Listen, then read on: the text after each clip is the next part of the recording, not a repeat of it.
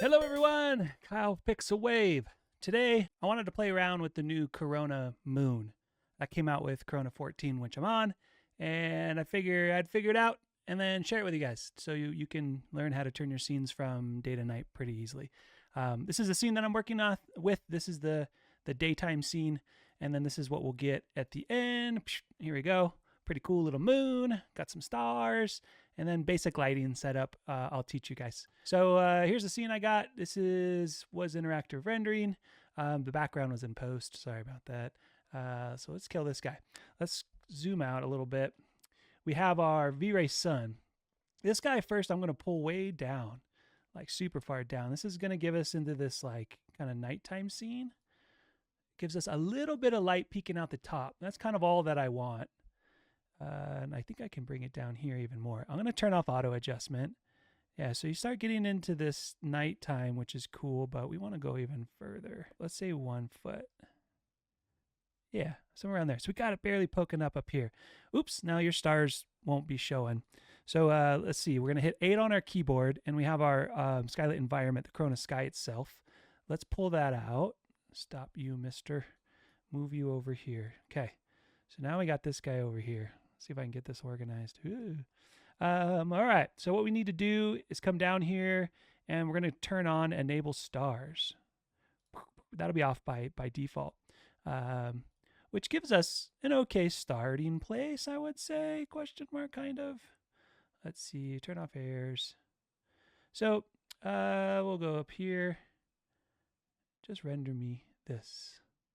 So not much going on, right? Not that amazing or wowing. What we can do down here is the size of the stars we can change. The size difference, this is a 0 to 1 value. So I put 0.5, so it just kind of gives it some randomness.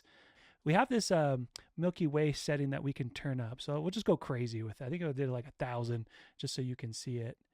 So we get this band that pops through. So we can do something like 50. Maybe we'll do 100.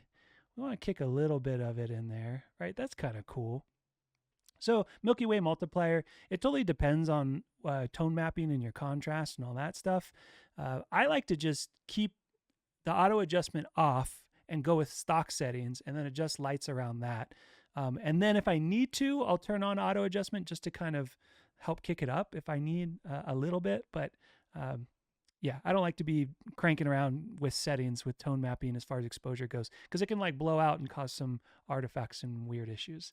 The other thing was latitude and longitude is for the Milky Way. So if I start pulling this one way versus another, it starts moving the Milky Way around. And the same thing with this too. One starts kind of rotating it on an X or an X coordinate per se, and then the other one does it kind of on a Y and it rotates a little bit. So it's one of those values where you just got to kind of play with it, unless there's some secret that is magic you can punch in and it works every time. Okay, so cool, but not amazing, right? I want to get a moon in there. How do we do that? So we'll kill this guy. Kill this guy. You go to Corona lights. Then we'll go to Corona Moon. I have one set up. Works just like the sun, popping it in. Okay, so let's bring this guy back up. We'll go back to interactive rendering. And I'm going to turn him on. Now, when I first brought it in, it was like this little dot. I was like, what the heck is that? And it came down to the size. I think this was like at 1. So if I move this up here, size, it's difficult not working on 2 screens. That guy gets like super small, even if I do like, let's say 3. Look how teeny he is, which is cool. I mean, we have some ways to kind of play with the size and all that stuff. Maybe I went a little too crazy by going by 10, but I don't know. It was fun. I liked seeing it in the sky. What else can we do? The brightness of the sun itself, it's kind of like a self-illumination. So if I go crazy with it, you can see like the whole thing. It gets really blown out. At least the side that's getting hit by the sun gets really blown out. So I didn't like that with really high values. I kind of kept it at stock. Another thing, phase. Phase is how much of the moon is getting hit by the sun. So if I back this down, it's like full moon status. I think if I just go to 0, you get a full moon. Cool, right? More stuff to play with. one thing you can do is illuminate the scene with the moon itself. So if I go to a crazy value, not that you would ever want to do this, or maybe you would, you can kind of fake the moon looking like a sun using this value here. And this is one of those things where if you did do that, you probably would want to go 0. So then you'd get full moon and so on and so forth. Okay, so we have our moon in, we got our Milky Way in, we got some stars in, clouds. This is from the environment, from the sun anyways, in the environment settings. So those were just kind of left stock of whatever that was. But it doesn't look super great. It looks kind of flat per se. So the first thing I wanted to do was illuminate the pool. So move this off to the side. We'll jump into overhead view. I got all my lights off to the side. I grabbed these lights in here and I pop these in. I'm going to do it real janky and quick, but just so you guys can see. So then this starts looking kind of cool, right? We're starting to get some mood in there. So then from here, my mind goes, okay, I want to get some lighting in this area back in here. I want this building to be lit up because I want it to be warm and inviting. I want to have kind of this outside feel be a little more cool and then have some warmth coming from the building itself.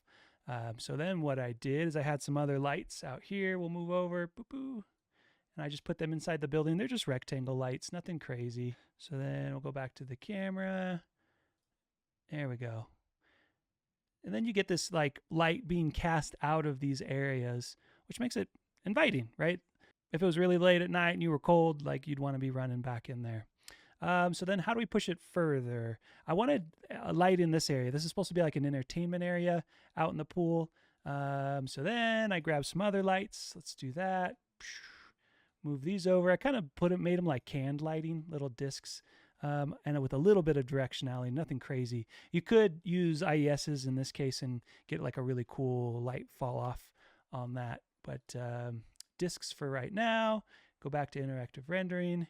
Lights that area up, which is really cool. And then also once it's done updating, we'll get a little glare from the lights themselves. So I leave them visible for that reason. Let's see if it ends up doing that pretty quickly. I did add these after the fact because I like a little uplighting on some of my plants. So that kind of gave some life to this area and some of the landscaping itself. And then the last thing I was like, you know what? I really want, let's see, we'll do this. I really want caustics on my pool. The way I was doing it in the prior shot, if we go back here to this pool final, was I was using the sun to create this caustics. And then, it's a big light, obviously illuminating the whole thing. So it hit and we got a lot of this cool stuff in here. But I don't have that light source any longer, right?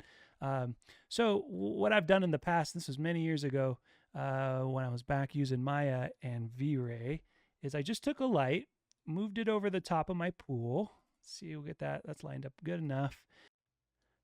Okay, just going to bring this back. So what I did is visible in refractions, generates caustics, and then I gave it a hardcore directionality. So it's just pointing down at the pool. I gave it a slight intensity. The more directionality we have, the tighter the caustics are going to be. The less directionality we have, the more spread out the caustics will end up being. So I wanted them pretty tight, so I left it at a 1. Maybe we kick it down to like a 0.6, and it'll soften them up a little bit. Oh yeah, one thing to note too, why that's updating. These lights back here, I have them set to a Kelvin of 4500, again with warmth. It kind of gives us that kind of more orangey feel. Again, warmth and cold. But that again is pretty inviting. I don't know what I did for the light above the pool. I just kept it at straight white. But do you see how when I remove the directionality, how spread out that gets? So again, kind of a taste thing. Maybe we split the difference, go to 0.8, and we'll see what that ends up doing. Okay, that's pretty much it for this tutorial.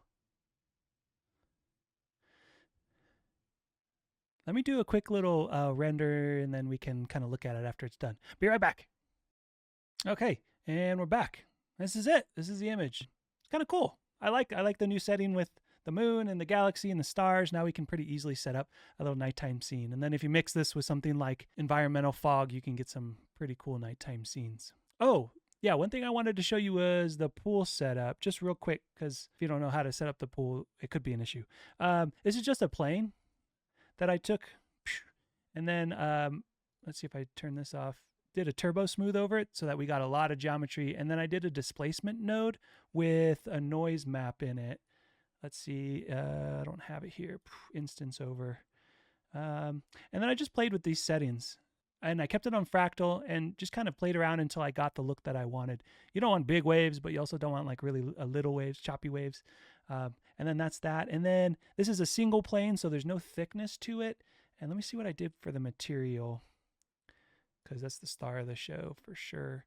Okay, so I did 100% or 100%, well, a value of 1 for the refractive, so it's fully refractive. And then I enabled caustics on it.